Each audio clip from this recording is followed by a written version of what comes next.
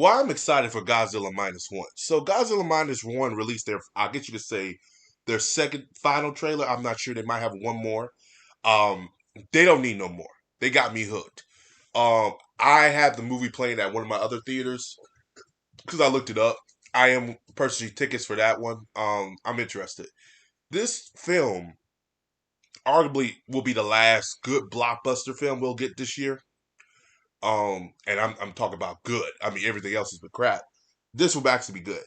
And the CGI it looks 10 times better than a lot of Godzilla. The Godzilla film, it even rivals Godzilla and Kong a little bit. The funny thing about this film is you could tell passion is put into this project. This is a passion project. This is a director who wants to do it. This is not a committee film. This is not a studio film. This is a film of people who wants to do a Godzilla film. And you could tell it by the box office. I'm not box office, by how much the budget they put into the film, how much the film looks with that budget. The budget costs $15 million. And that film looks better than most Marvel films we get today. So all that money went into the film. A majority of that budget went into that film. And it's probably gonna make more than the Marvels. It's gonna make more than the Flash. It's gonna make more. A lot of people are talking about this film in a positive light because this is how films used to be. Small budget, passionate directors, and here you go. Um, it's sad. It'd be real something if this film makes more than any superhero film this year. It has the possibility to do that. I see it making more than a Flash, and I definitely see it making more than Shazam and all a lot of DC films that came out. The Marvels, maybe, and Ant-Man, we'll see. But I see it making more than most of DC superhero films. But this is what I'm excited because it's a passion project done right by people who love the source material. It's not a director who said, "Well, I want to reinvent Godzilla, change him up, and take what he is, take the fire breath away, the spikes away." And they kept the fire breath. They added new elements to the spikes. That motherfucking spikes go up when he about to fire. I've never seen that shit before, and it makes sense, and it works.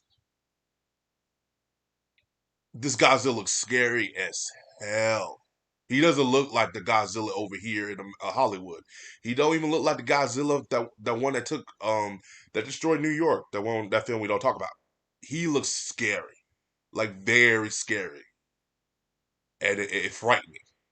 Um, do I see him more frightening than the Shin Godzilla? Shin Godzilla was a interesting element. He looked more alien based than monster based. This one looks more monster based than alien.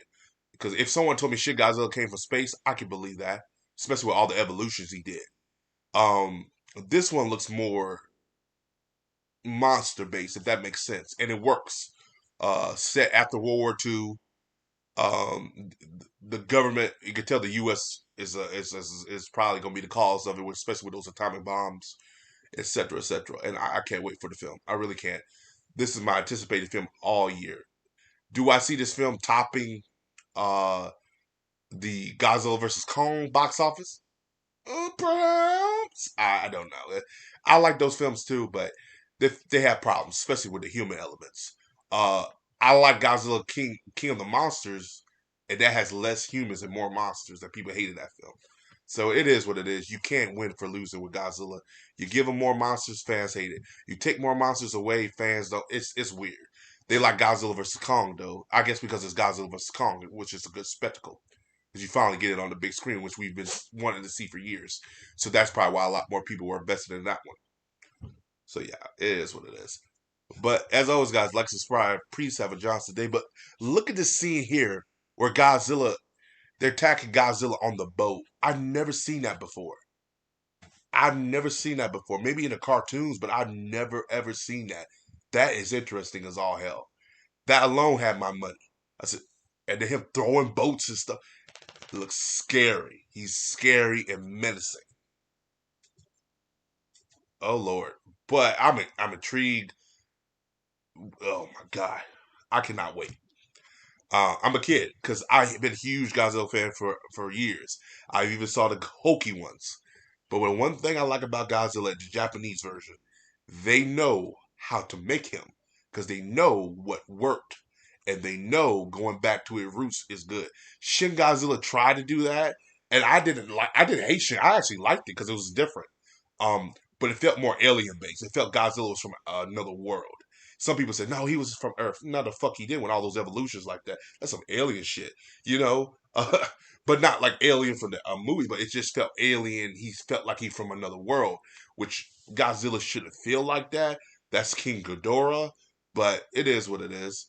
If someone told me this is a prequel before Shin Godzilla, I could see that. But this film's gonna do well.